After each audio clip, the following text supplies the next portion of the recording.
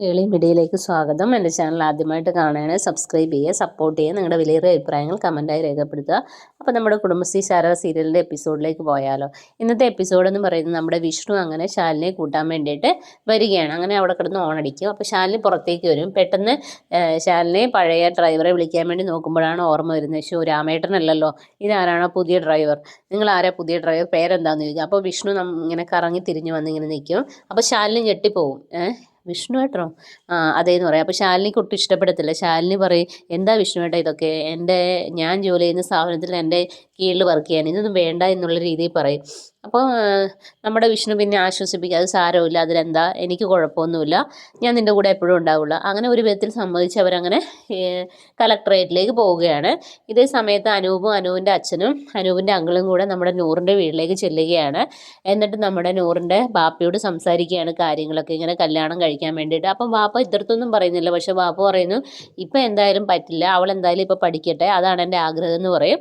അപ്പം നമ്മുടെ അനൂപിൻ്റെ അങ്കിള് പറയും, അതല്ലല്ലോ, ഇവരൊരു കാര്യം ഒക്കെ ചെയ്തു വെച്ചിട്ടുണ്ട്, ഇവർ ഓൾറെഡി രജിസ്റ്റർ മാരേജ് കഴിഞ്ഞിട്ടുണ്ടെന്ന് പറയും.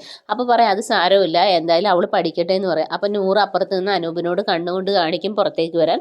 അങ്ങനെ അവർ പുറത്ത് വന്നിങ്ങനെ സംസാരിക്കും.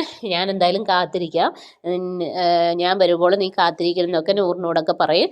അങ്ങനെ അവരിത് ചെയ്യും. ആ സമയത്ത് തന്നെ നമ്മുടെ നൂറിൻ്റെ ബാപ്പ പറയുന്നുണ്ട്, ഇങ്ങനെ നസീറിനെ കാണാത്ത കാര്യം അത് പോലീസിനെ ഏൽപ്പിച്ചിട്ടുണ്ടെന്നോ ഒക്കെ ഇങ്ങനെ അറിയിക്കുകയാണ്.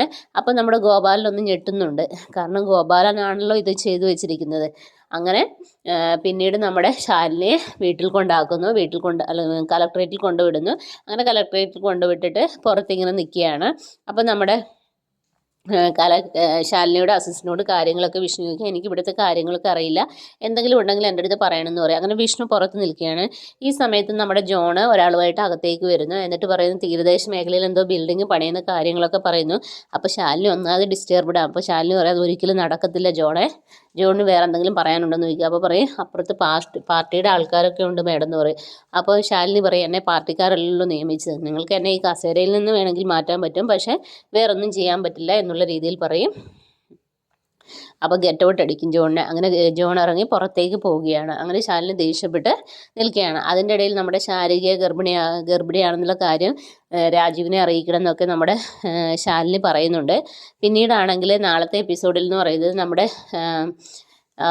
എന്താ പറയുക, നസീറിനെ കണ്ടെത്താനായി വീണ്ടും നമ്മുടെ IG-യുടെ അടുത്ത് നസീറിൻ്റെ ബാപ്പ ചെല്ലുകയാണ്. വീണ്ടും ആ കേസ് കുത്തിപ്പൊക്കുകയാണ്, എങ്ങനെയെങ്കിലും കണ്ടുപിടിക്കണം എന്ന് പറയുകയാണ്. ഇതേ സമയത്ത് നമ്മുടെ വിഷ്ണു നമ്മുടെ ശ്യാമയെ വിളിച്ച് സംസാരിക്കുന്നു. അങ്ങനെ മോളുടെ കാര്യം. അപ്പോൾ ഈ അച്ഛനാണെങ്കിൽ കുട്ടികളെ കാണാൻ വേണ്ടി അവിടെ വന്നിട്ടുണ്ടായിരുന്നു. അങ്ങനെ കുട്ടികളെ വിഷ്ണു വിളിക്കുന്നത് കേട്ട് ഈ കുഞ്ഞ് തൻ്റെ കൊച്ചുമകളാണെന്ന് സത്യം നമ്മുടെ രാഘവൻ നായർ മനസ്സിലാക്കുകയാണ്.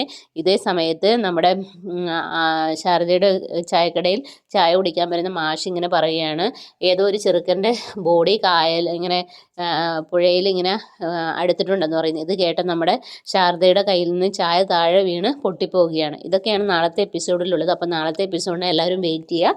അപ്പോൾ okay, bye bye, thank you.